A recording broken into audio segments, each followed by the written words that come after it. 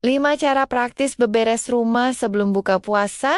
Semangat booster ibu rumah tangga. Sebelum lanjut, tolong klik subscribe dan like ya Bu. Dan juga kalau sekiranya video ini manfaat, bantu share ke teman-teman yang lain ya. Nah, sekarang kita lanjut deh. Ketemu lagi nih Bu. Sehat dan gembira terus semua ya. Rasanya baru merem bentar. Tahu-tahu udah sore lagi. Mana cucian piring di bak? Udah numpuk kayak antrean bansos.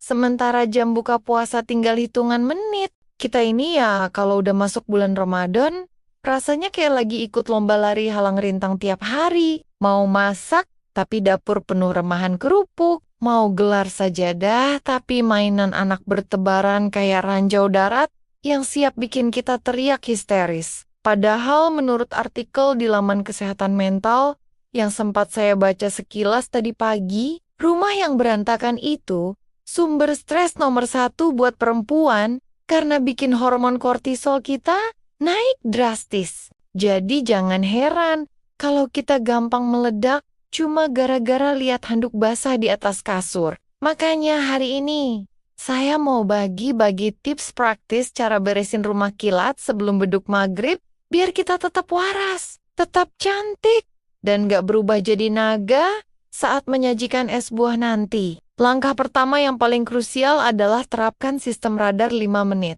yaitu cuma beresin apa yang terlihat mata dalam jarak pandang tamu. Kalau tiba-tiba mereka datang numpang buka puasa, jangan malah bongkar lemari baju yang isinya udah kayak kapal pecah sejak tahun lalu. Itu mah namanya cari penyakit, karena ujung-ujungnya kita cuma bakal duduk bengong, meratapi nasib di tengah tumpukan daster. Fokus aja sama area ruang tamu dan meja makan.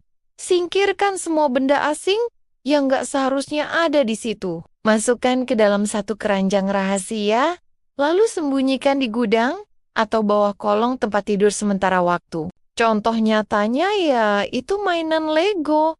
Anak yang tajamnya ngalahin duri ikan bandeng. Sapu bersih aja masukin kotak dulu, biar kaki kita nggak kram pas lagi bawa mangkuk kolak yang masih panas membara. Setelah area publik aman terkendali, langkah kedua adalah prioritaskan dapur sebagai markas tempur utama kita sebelum pasukan kelaparan menyerbu masuk. Triknya simpel aja Bu, jangan biarkan piring kotor menggunung sambil kita nunggu masakan matang. Tapi terapkan jurus masak 1 cuci 1, supaya pas azan berkumandang, bak cuci piring sudah bersih mengkilap. Bayangin aja, kalau kita buka puasa dengan perasaan tenang, karena nggak ada bayang-bayang cucian piring yang nungguin di pojokan dapur. Rasanya tuh makan gorengan 1 aja nikmatnya, kayak makan steak di hotel bintang 5.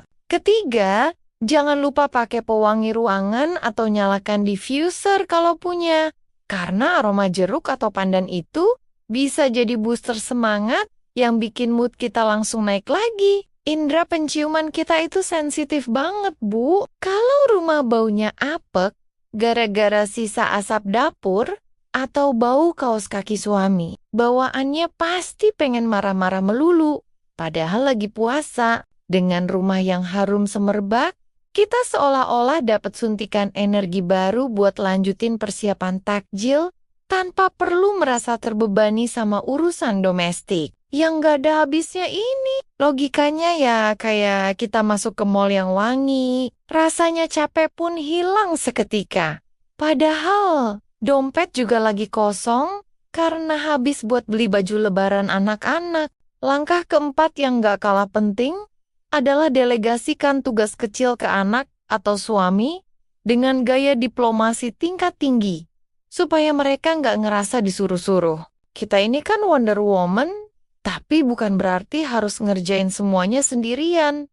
Sampai pinggang rasanya mau copot dan jalan udah kayak kepiting rebus. Kalau mereka ikut bantu, beban kita berkurang 50%, dan rasa kebersamaan saat buka puasa nanti bakal terasa jauh lebih manis daripada sirup Choco Pandan yang iklannya seliweran terus di televisi. Terakhir atau yang kelima, tutup semua pintu kamar yang belum sempat dibereskan, supaya mata kita nggak keganggu sama pemandangan spray yang kusut atau baju yang berantakan. Ini teknik manipulasi visual paling ampuh buat menjaga kesehatan jiwa kita di sore hari yang krusial ini, agar fokus kita hanya pada momen berbuka yang penuh berkah. Ingat Bu, nggak ada juri lomba kebersihan rumah yang bakal datang periksa ke bawah kasur kita pas jam buka puasa. Jadi santai aja, dan jangan terlalu perfeksionis sampai menyiksa diri sendiri. Yang penting itu kebersamaan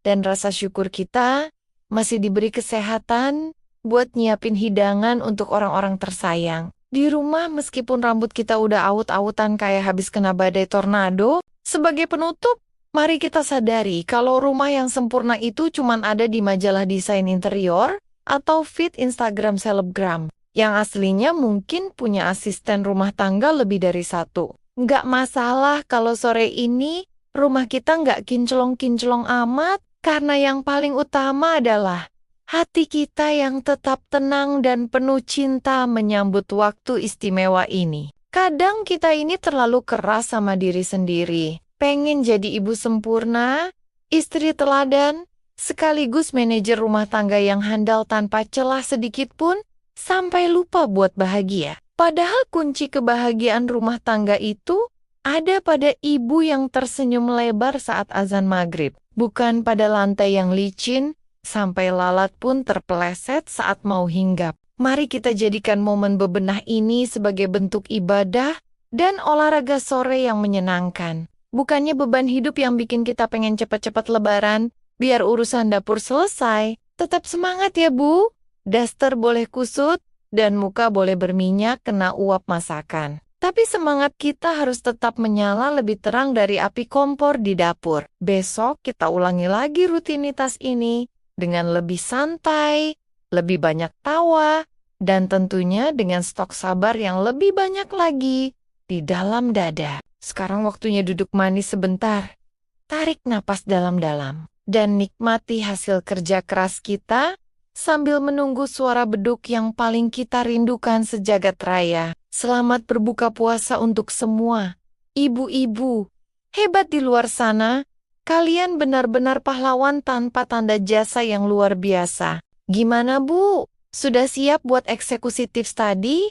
Atau malah makin pengen rebahan sambil nungguin kurir paket datang bawa pesanan baju lebaran? Kalau ada tips lain yang lebih ampuh buat ngadepin drama rumah berantakan, coba dong tulis di kolom komentar, biar kita bisa saling menguatkan sesama anggota sekte Daster dilarang dandan ini. Sampai ketemu di video berikutnya dengan tips-tips yang gak kalah seru dan pastinya sangat relate sama kehidupan nyata kita yang penuh warna-warni ini. Jangan lupa bahagia dan jangan lupa sisakan satu buah bakwan hangat buat diri sendiri sebagai reward setelah seharian berjuang melawan debu dan cucian. Sampai jumpa lagi dan tetaplah menjadi booster semangat buat keluarga kecil kita yang tercinta. Habis ini mau saya buatkan tips apa lagi nih Bu? Buat persiapan lebaran nanti, biar nggak encok berjamaah. So,